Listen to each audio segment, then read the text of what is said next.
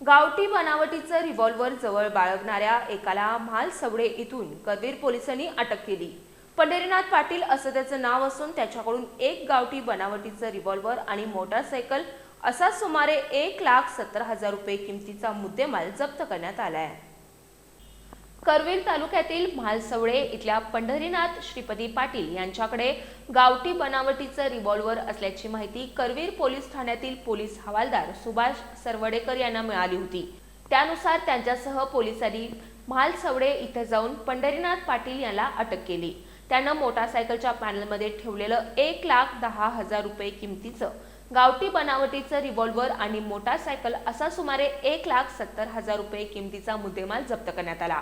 Police अधीक्षक योगेश कुमार गुप्ता, अपर police अधीक्षक doctor बी Dheeraj Kumar, करवीरचे police उपअधीक्षक सुजित कुमार क्षीरसागर यांच्या मार्गदर्शनाखाली परिवीक्षाधीन पोलीस अधिकारी आरांक्षा यादव, पोलीस निरीक्षक किशोर शिंदे, पोलीस उपनिरीक्षक विनायक सपाटे, शंकर कळकुटे, पोलीस अंमलदार राहुल देसाई, सुभाष सरवडेकर, सुजय दावणे, अविनाश कांबळे, प्रकाश कांबळे आणि अमोल चव्हाण यांनी ही कारवाई केली।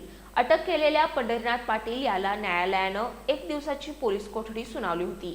आज त्याला न्यायालयीन कोठडी सुनावण्यात आल्यानं त्याची रवानगी कारागृहात करण्यात आली आहे।